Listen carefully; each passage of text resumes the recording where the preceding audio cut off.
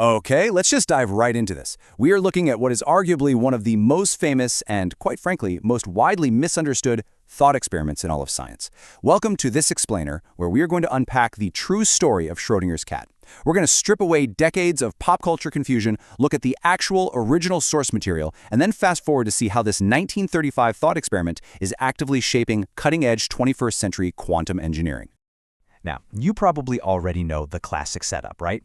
You have a cat, a sealed box, a radioactive atom, and a flask of poison. And the burning question that has captured everyone's imagination for decades is simply this. Before you open that box, is the cat alive? Is it dead? Or is it somehow both? Well, the popular retelling, the one you see in sci-fi movies, TV shows, and floating all around the internet, suggests that quantum mechanics is just so profoundly weird that a literal physical cat can exist in a bizarre, blurred state of being simultaneously alive and dead. The myth tells us that the cat remains in this ghostly limbo until a human observer opens the box and looks inside, basically forcing reality to finally make a choice. But let's look at Section 1, what Schrödinger actually meant, and how this 1935 thought experiment was originally intended as a critique. What's really fascinating here is that Erwin Schrödinger, the brilliant Austrian physicist who actually came up with this whole scenario, didn't believe this described physical reality at all. Looking directly at his actual words from his 1935 paper, he literally called it a ridiculous case. He wasn't proposing that cats can be simultaneously alive and dead. He was using a classic debate tactic called reductio ad absurdum, basically taking an opponent's argument and stretching it to its logical, ridiculous extreme to prove that it absolutely must be flawed. He was trying to show how the logic of quantum mechanics completely breaks down when you try to apply it to everyday, macroscopic objects. And this perfectly illustrates the massive disconnect we're dealing with. On the pop-sci side, you have people claiming large felines exhibit literal quantum blurriness. But looking at the original source material, it reveals it was a sarcastic critique. It's honestly like hearing the story of the emperor's new clothes and thinking the moral is about the awesome power of invisible fashion, rather than a critique of vanity. Because people rely on retellings instead of reading the source material, the meaning of the cat got flipped completely upside down. And you know, Schrödinger wasn't alone in this frustration. Even Albert Einstein hit him up in a letter, agreeing with him completely. Einstein praised the cat experiment, writing that it elegantly refuted the whole idea that reality depends on an observer. He stated, "Nobody really doubts that the presence or absence of the cat is something independent of the act of observation." To Einstein and Schrödinger, the universe has already worked out what happened to the cat long before you even decide to reach for the lid. Schrödinger's own analogy perfectly summarizes his stance on this, and honestly, it just validates what our common sense already tells us. He pointed out that there's a huge difference between a shaky, out-of-focus photograph and a sharp snapshot of clouds and fog banks. Just because our theoretical camera, which in this case was early quantum mechanics, is out of focus when trying to capture a macroscopic object, well, that doesn't mean the actual real-world object is a blurry smear. Cats aren't blurry. So that brings us to Section 2, the mystery of superposition. What does the quantum plus actually mean? So if macroscopic cats aren't blurry, we really need to look at what quantum blurriness actually is. To understand why Schrödinger was worried in the first place, we have to understand superposition. This is a foundational quantum principle where a subatomic particle can exist in multiple possible states simultaneously until it's measured. Imagine flipping a coin. While it's spinning in the air, it isn't just heads or tails, right? It's effectively a blur of both at once. Subatomic particles can do exactly this, occupying multiple locations or having both an up and down spin simultaneously. And the physical proof for this lies in the famous two-slit experiment. In the math of quantum theory, superposition is represented by a simple plus sign. But this plus doesn't just mean or. Think about it. If you fire classical objects like bullets through two slits, you just get two distinct bands on the wall behind them. But if you fire subatomic particles, you get a corrugated interference pattern, just like waves crashing into each other. This proves that the particles' multiple states are physically interacting with one another. The quantum plus sign represents a very real, very strange physical reality down at the micro level. Let's move to Section 3, Entanglement Killed the Cat, how observing the box actually works. So if superposition is a very real thing for a single subatomic atom of radioactive material, how on earth do we reconcile that with the act of opening our cat's box? Well, the key to answering this lies in a concept called quantum entanglement. And amazingly, Schrödinger coined this term in that exact same 1935 paper.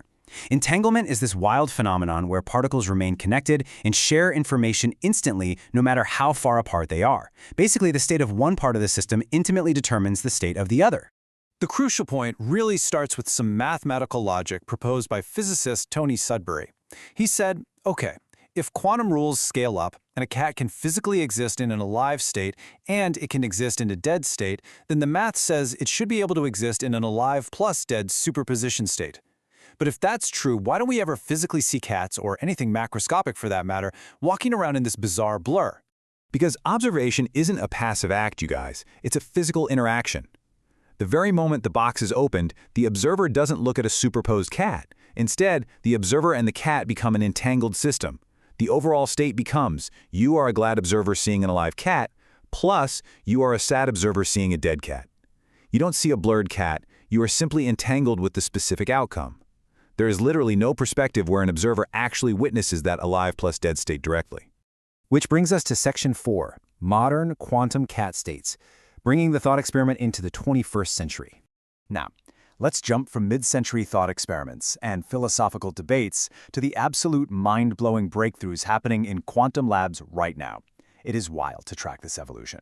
A concept designed back in 1935 to mock the limits of quantum theory has literally become a real engineering blueprint today. Just look at this timeline. Fast forward to April 2025, where Austrian and Spanish physicists make massive strides, and then just over a year later to June 2026, where Oxford researchers push the boundaries even further. Today, when physicists talk about Schrödinger cat states, they definitely aren't talking about pets. They use the term to describe a very specific, incredibly fragile quantum superposition. Picture this: quantum harmonic oscillators existing as a superposition of two wave packets moving in opposite directions at the exact same time. These states are so unbelievably delicate that, traditionally, they require ultra-cold, freezing ground state temperatures just to survive without collapsing. But then we get to this incredible 2025 experiment. Researchers from Austria and Spain shockingly managed to create hot cat states. They generated these states inside a microwave cavity using thermally excited states at 1.8 Kelvin. Now, I know 1.8 Kelvin sounds freezing to you and me, but by quantum standards, it's 60 times hotter than its surroundings. It's practically a roaring oven. By successfully measuring the interference patterns to prove these correlations, they completely broke the long-held assumption that you absolutely must have ultra-cold ground states to maintain a cat state. It was a total game changer. And that momentum builds incredibly fast. Just over a year later, in June 2026, Oxford physicists took it to the next level. They created entirely new types of cat-like states, this time using the motion of a single trapped ion. By performing mid-circuit quantum measurements, they were able to intentionally collapse the ion's motion into programmable, custom shapes. They essentially learned how to sculpt entirely new, non-classical quantum superpositions on demand. It's like working with subatomic clay. Now, you might be wondering, what is the actual takeaway from all this microscopic sculpting? Well, why this matters is immense. Harnessing these exotic cat states allows us to move beyond traditional binary computing systems. You know, the simple ones and zeros. These custom quantum oscillators are highly resistant to errors and allow for much simpler, more effective error correction protocols. They are laying down the foundational track for incredibly powerful, fault-tolerant quantum computers and ultra-precise sensing technologies that can measure the universe like never before. Which brings us to the final thought of this explainer. Schrödinger originally proposed his cat to highlight an absurdity. He wanted to show a rigid line between the quantum micro-world and our classical macro-world. But as our technology advances, and as we literally learn to engineer and control these impossible hot and sculpted superpositions, that line is getting blurrier by the day. It leaves us with a profound mystery to ponder. Where exactly does the weird underlying quantum reality end and our solid classical world truly begin? Thanks for joining me on this deep dive, and I'll catch you in the next explainer.